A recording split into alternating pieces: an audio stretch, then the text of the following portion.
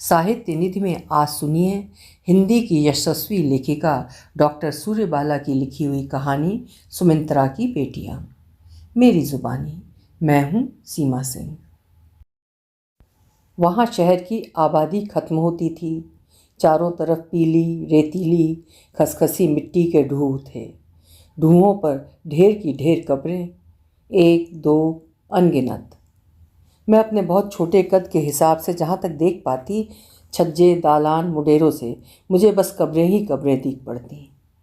थोड़ी बड़ी होकर मैं सोचती, यह शहर जरूर कब्रिस्तान हुआ करता होगा। ज़्यादातर हम जिंदगी का समापन कब्रों में किया करते हैं, लेकिन यहाँ कब्रगाहों के बीचों बीच बाकायदे पूरा शहर कायम था। और शहर की आबादी के छोर पर हमारा मकान, हमारे बाद मछुआरों के झोपड़ों की कतारें, बीचों बीच उसका टटरा। वो अपने घर को टटरा कहती थी। उसका घर था भी टटरा ही। अपने उसी टटरे के बीच से वो पैरों में मोटे मोटे गिलट के कड़े छड़े और झांझरें झमकाती, आंधी तूफान सी आती और ओसारे में लगी धान जौ की ढेरियाँ तथा ओखली मूसल सहेज लेती। दो चार मल्लाहिनें नौकर और भी आगे पीछे उठते बैठते होते। वो सबसे हंसी ठिठोली करती लगातार खिलखिलाती रहती। मुट्ठियों में थमा मूसल अपनी रफ्तार से चलता रहता। कभी धान कूटते कूटते अचानक बच्चों के बीच से मुझे उठा आंगन के बीचों बीच ठुमका लगाकर दो झोंकेदार चक्कर मार लेती। कोई एक भूला बिसरा गीत सोते सा फूट पड़ता। एक बार उसके गीत का मतलब था, मेरे पैरों में महीन कांटा बार बार क्यों चुभ जाता है। मुझसे भी छोटी छोटी मेरी सखियां बाजार हाट कर आती हैं, मैं ही बार बार डगर क्यों भूल जाती हूँ। मुझसे छोटी छोटी सखियां कब की गौने हो आईं, मेरा ही दिन बार बार क्यों टल जाता है। वो चक्कर मार कर ठुमका लगाती होती तो उसके कनफूलों से झूलती चांदी की मैली जंजीरें बाजरे की बालियों सी लगती। मल्लाहिनें होठों के कोनों में पल्लू का छोर दबा निहायत दकियानूसी तरीके से लजाती और मुआयने पर निकली ताई झिड़कते हुए गुजर जाती। मुँह जोर, तुझे धान कूटने को बिठाया था ना, जाके मर्दाने में मजलिस लगाना, यहाँ क्या दीदे चमका रही है। वो खुलकर हंसती। मेरी मजलिस तो धान की ढेरी के बीच ही लगती है बहू जी, ये लो 3 ढेरी कूट दी, बाकी उस पहर।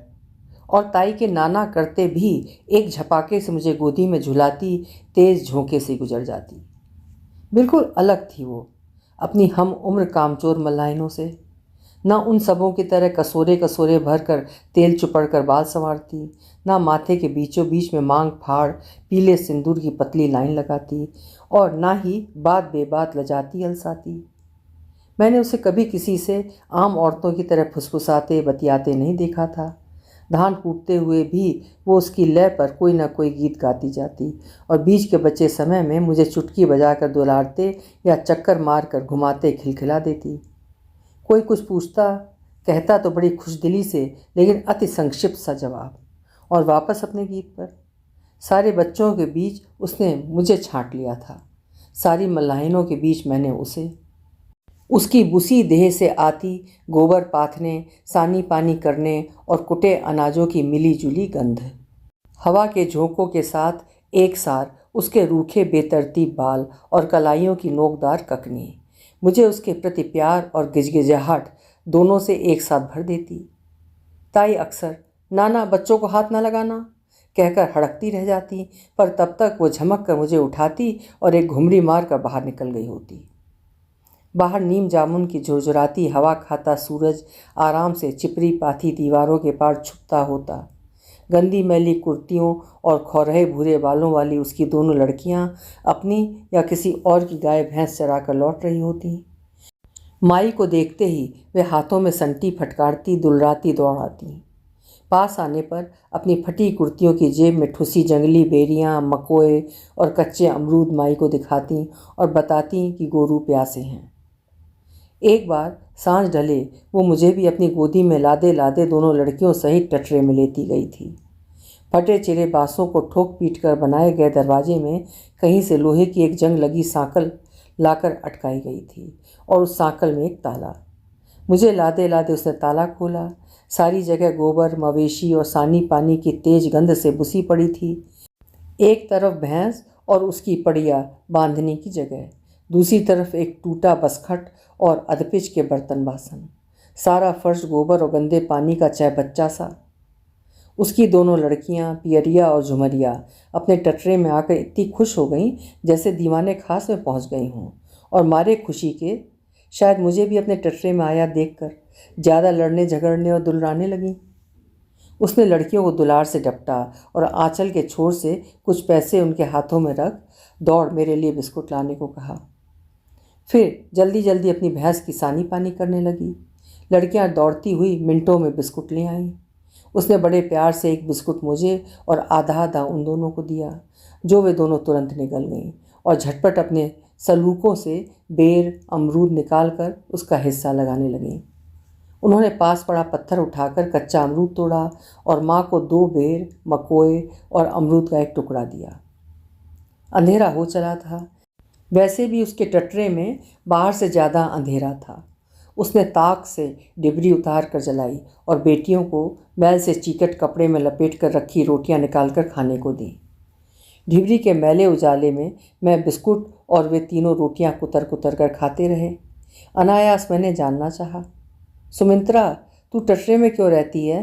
टटरे में तो हमारे जानवर रहते हैं। उसने मगन हो मुस्कुराकर कहा, जहाँ हमारे जिनावर रहेंगे बिटिया, वहीं तो हम भी रहेंगे ना। मैंने सयानों की तरह गर्दन हिलाई। तभी झुमरिया ताक पर अपने कंचे गिट्टे रखने उचकी। अचानक चमकदार बक्सुए और पीली काली धारियों वाली एक जैकेट नीचे आ गिरी। उतनी सी उम्र में भी मुझे इतना मालूम था कि ये पहनावा पुरुष का है।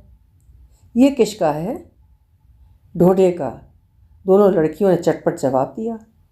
वो चौंक कर जल्दी से उठी, जैकेट में चिपकी धूल भूसा झाड़ा और वापस तहाकर ताक पर रख दिया। ये नाम एक बेढप रोड़े सा मेरे बाल मन में यहाँ वहाँ लुढ़कने लगा। शब्द संदर्भ टूटे अधटूटे खिलौने से ही यहाँ वहाँ पड़े नजर आने लगे। वो आंगन में पड़े गोभी के पत्ते और चने मटर का साग बटोर रही है टोकरे में, अपने गोरू को खिलाने के लिए। ताई जैसे इकड़ी टुकड़ी के खेल में अपना चिंभा सा फेंकती हैं। क्यों री, ढोड़े लाल की कुछ खोज खबर लगी ना? कैसे, चिट्ठी आई थी क्या? ना, मारवाड़ी बासे से कोई आता था, उससे खबर भेजी। चिट्ठी आएगी तो लाकर पढ़ाई भी तो जाएगी, दोनों पक्ष सतर्क। तो क्या खबर भेजी है? आता है क्या? चढ़ते जेठ या उतरते आषाढ़?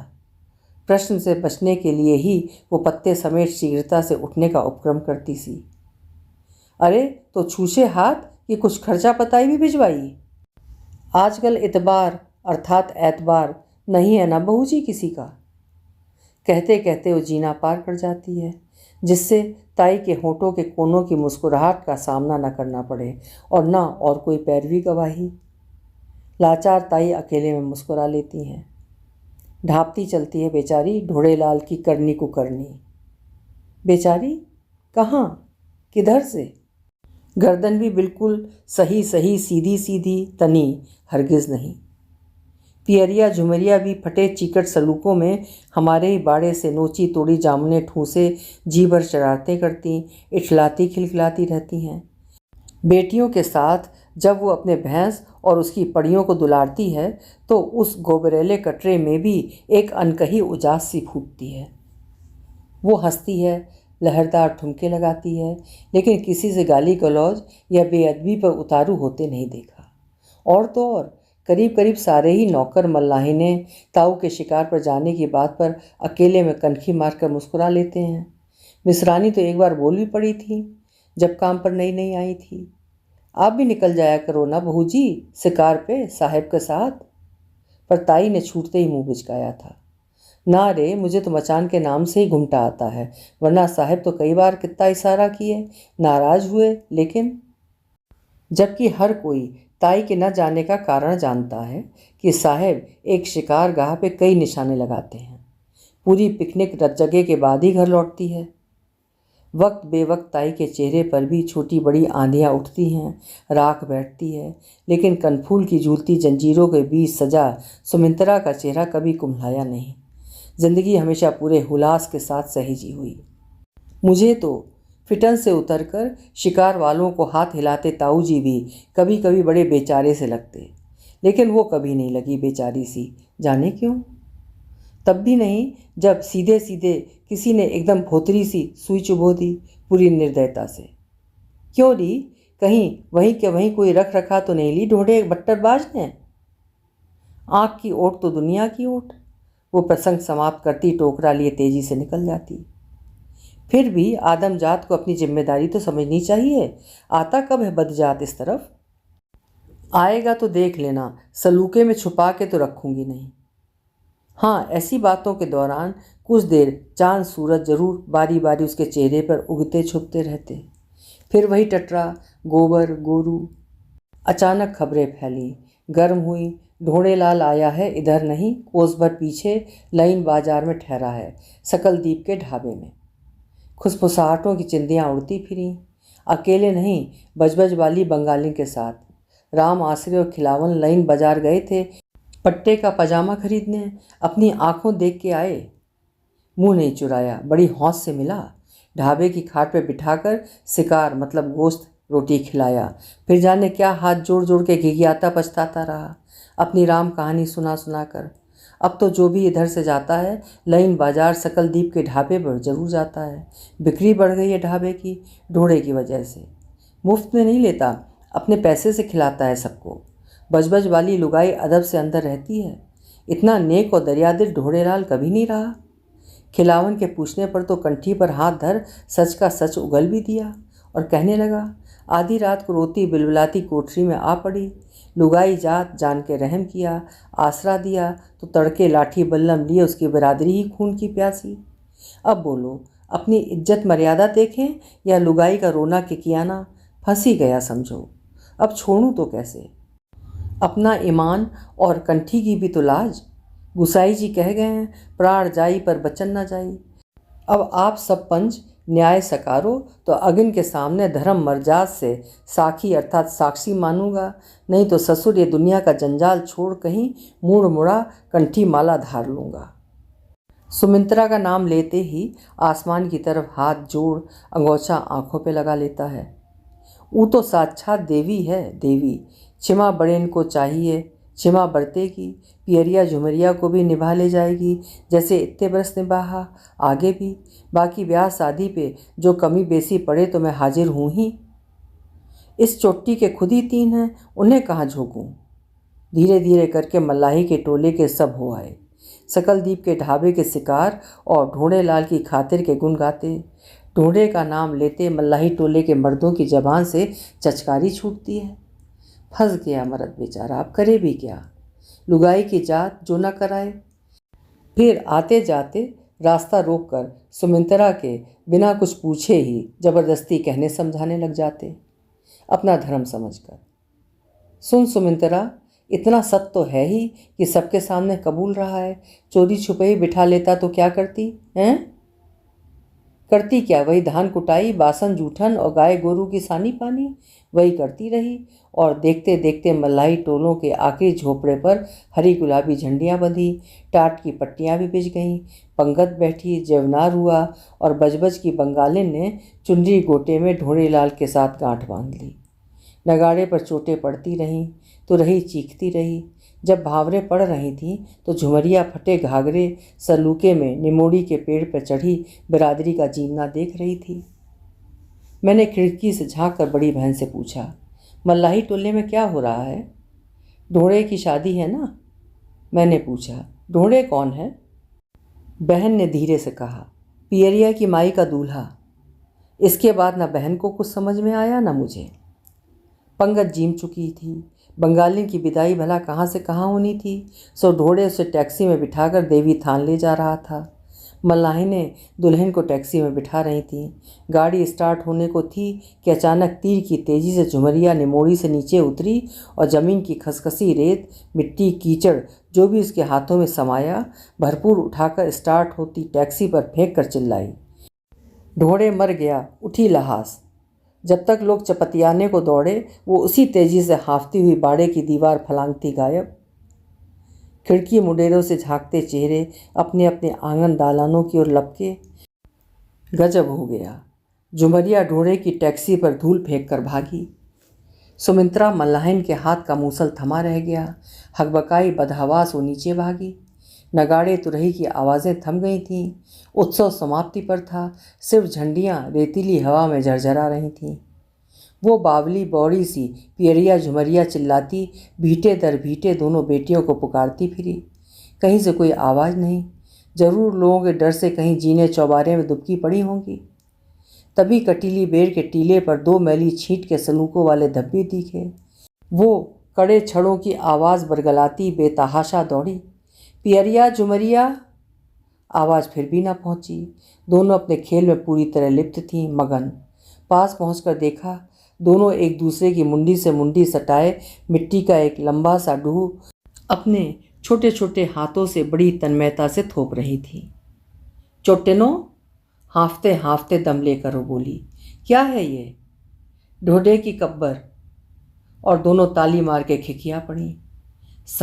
वो सहमी, फिर झुकी और दोनों बेटियों को कलेजे से लगा लिया। चिपरी पाथी दीवारों के पीछे जब सांझ का सूरज मुंह छुपा रहा था तो वे तीनों फटे सलूकों और उलझे बालों में अपने टटरे की ओर लौट रही थीं। और जितनी भी बची कुची किरणें थीं, उनकी भरपूर उजास उनके चेहरों पर पड़ रही थी। अभी आप सुन रहे थे डॉक्टर सूर्य बालाजी की लिखी हुई उनकी एक प्रसिद्ध कहानी सुमित्रा की बेटियां। कल फिर मिलेंगे। हिंदी का श्रेष्ठ साहित्य सुनने के लिए मेरे चैनल्स को सब्सक्राइब जरूर करें, लाइक करें और शेयर भी करें। धन्यवाद।